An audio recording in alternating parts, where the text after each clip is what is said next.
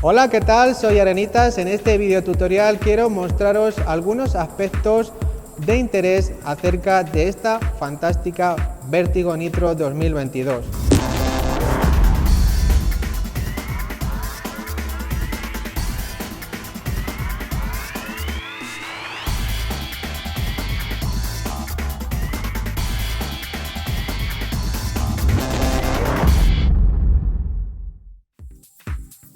Voy a enseñaros a continuación cómo se accede al filtro de aire. Es realmente sencillo. Necesitamos una llave Allen para quitar este tornillo de la parte superior. Lo quitamos.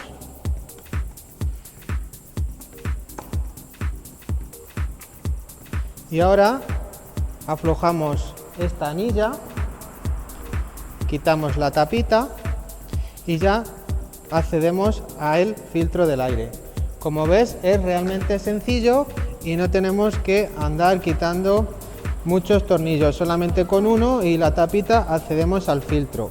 El filtro de aire está aquí enganchado con un pitorrito, tiramos hacia arriba y poquito a poco lo vamos moviendo y saldría.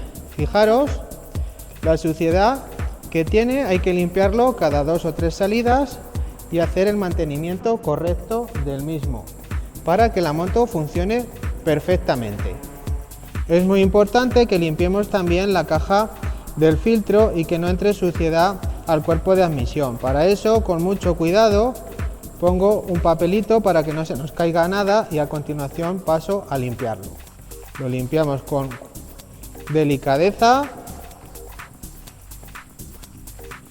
El buen funcionamiento de la moto depende muchísimo del filtro de aire, ya que si el filtro de aire está sucio, no pasa la cantidad de aire que necesita la moto para ir funcionando perfectamente.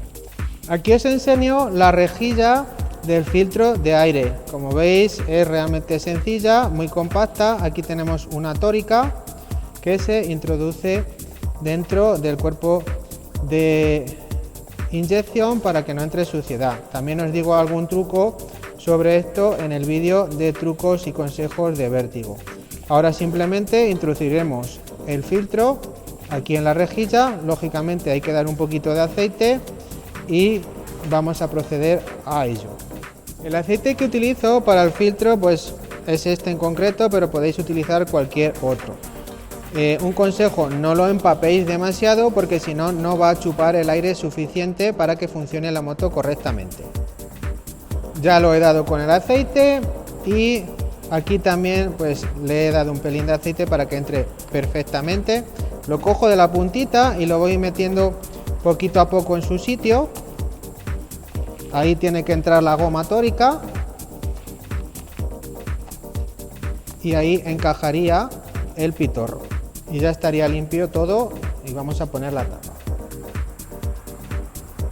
Ahora simplemente pondríamos la tapa, ¿vale? La encajamos en la parte de abajo primero y ahora ponemos el tornillo en su lugar correspondiente y taparíamos y ya estaría realizado la limpieza del filtro de aire. Aquí tenemos un pulsador que nos indica mapa de seco y mapa de mojado. En función del día, del tipo de terreno, podemos seleccionar uno u otro y realmente funciona perfectamente. Y hay una diferencia importante de llevar la moto en el mapa de sol, que sería el seco, o de mojado. En el mapa de mojado pulsaríamos ahí y tendríamos ya una moto pues con más tracción, que derrapa menos y un poquito más gorda de gasolina. Y en el mapa de seco tendríamos una moto más seca, más ideal para hacer rocas.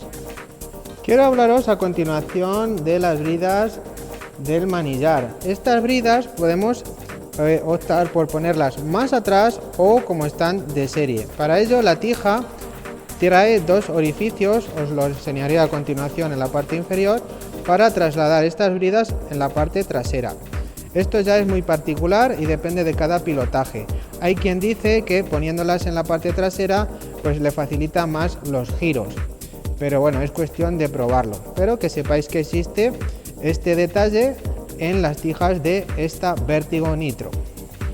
Quiero mostraros otro detalle más, y como veis aquí hay un plástico, ¿vale?, que sirve de rebosadero de gasolina en el caso de que lo vertamos. Aquí caería y ahora os enseño dónde va. Aquí baja un macarrón, que es el macarrón de la gasolina del rebosadero. Este macarrón baja por aquí y aquí tenemos la punta, entonces la gasolina que se nos vierta va a caer aquí. Como veis, tengo aquí dos Vértigos, una R 2019 y la nueva Vertigo Nitro 2022. Quiero mostraros las principales diferencias entre ellas. La primera la encontramos en la bomba de agua. Como veis, la R19 trae aquí la bomba de agua eléctrica con los circuitos. Vamos a ver la Vertigo Nitro. En este sentido ha cambiado la ubicación, como veis, todo mucho más limpio, no tenemos manguitos de agua. Sin embargo, tenemos la bomba también eléctrica en la otra parte. Aquí la tenemos, es eléctrica, trae aquí el cable, como veis. Es un detalle muy innovador. Otro detalle importante es el tubo de escape, es diferente. En la Vertigo Nitro sale lateralmente, como veis. En la R19 el silencioso está justo en la parte trasera y no tenemos aquí, como veis aquí en la imagen, en el lateral de la Vertigo Nitro. Es otro avance muy importante, ya que en la R19 tendía aquí a dar la rueda y ahora eso no ocurre con la Vertigo Nitro. Otro detalle importante es la colocación del manguito de freno trasero. Como veis, sale de la parte inferior. Vamos a ver la Vertigo Nitro, cómo ha cambiado la ubicación y ahora viene directamente desde la bomba de freno. Esto se ha hecho para, en el caso de quitar la tapa del embrague, sea mucho más sencillo quitarla en la Vertigo Nitro que en la R19, ya que si os fijáis, el manguito viene por aquí y antes estorbaba un poco a la hora de sacar la tapa del embrague. Las tijas también son diferentes, aunque ya se cambiaron en el modelo R3, que ya las lleva como la de la Vertigo Nitro. Aquí hay un aspecto que me gusta más de la R19 y es que podemos manipular los tornillos de precarga del muelle y de extensión de la suspensión sin necesidad de mover el manillar. Y aquí, como os fijáis, hay que mover el manillar para manipular estos tornillos, ya que la llave Allen no entra ahí. Y aquí pasa lo mismo. Vamos a ver ahora la aleta trasera. Como veis, esta es mucho más curveada y esta nueva es más recta. También es muy flexible, como podéis ver. La verdad es que queda muy bien. Es un detalle que me ha gustado mucho. También cambia completamente pues los protectores donde apoyan las botas. En la R19 son más anchos que en la Vertigo Nitro, que tienen otro diseño totalmente diferente. Aquí, a la hora de quitar el guardabarros, sacaríamos esta pieza completamente. Sin embargo, para acceder a la parte interior de esto, tenemos que quitar toda la tornillería, ya que la silleta queda fija y no se puede quitar.